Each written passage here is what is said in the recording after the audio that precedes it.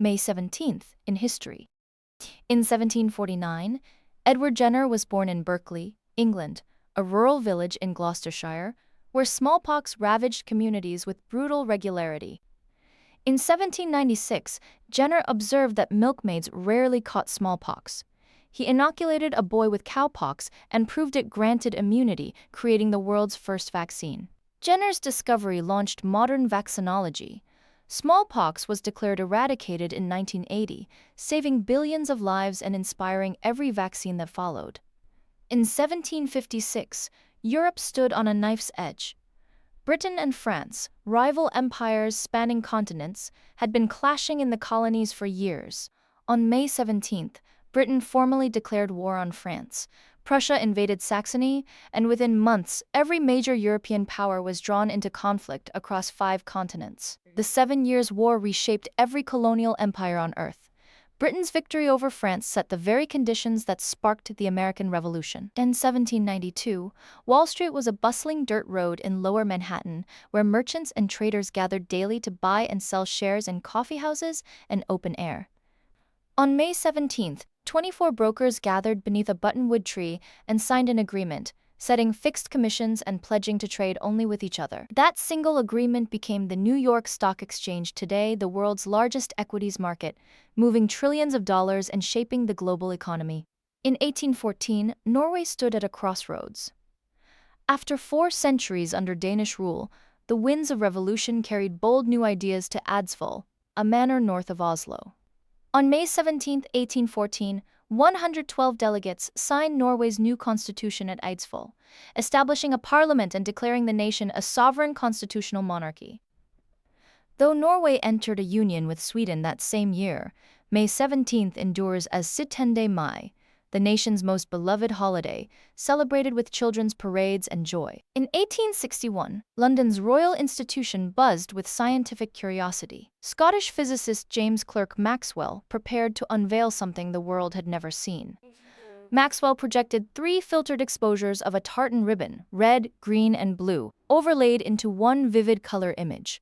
The world's first durable color photograph appeared before astonished eyes. Maxwell's 3-color method became the foundation of all color photography, film, and digital imaging. Every color screen you see today traces back to that tartan ribbon. In 1919, aviation was still in its infancy. A bold U.S. Navy crew prepared to attempt the impossible, crossing the vast Atlantic Ocean by air for the very first time. On May 17th, the NC-4 touched down at Horta in the Azores, completing the first leg of history's first successful transatlantic flight, crossing over 1,400 miles of open ocean.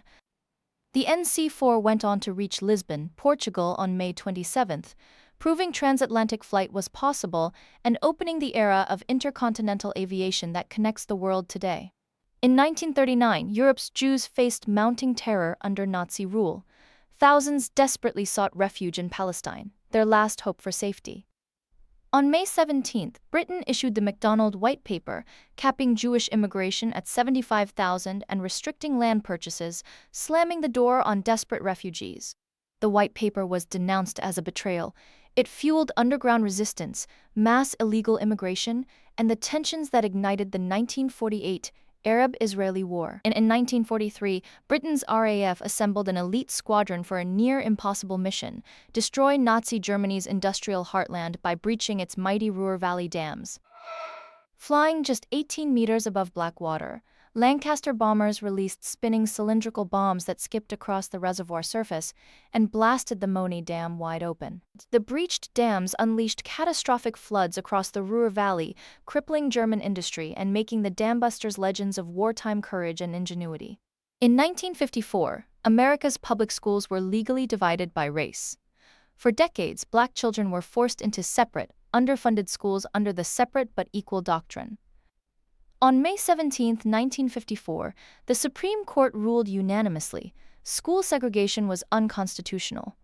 Chief Justice Warren declared separate schools inherently unequal, overturning Plessy v. Ferguson. The ruling ignited the civil rights movement, inspiring protests, legislation, and a generation of activists. It remains the foundation of equal education rights in America. In 1957, 3 years after Brown v. Board of Education, over 25,000 Americans converged on Washington, D.C., filling the National Mall in a historic call for civil rights. Martin Luther King Jr. delivered "Give Us the Ballot" from the Lincoln Memorial Steps, his first major national address, demanding voting rights and marking him as the movement's foremost leader.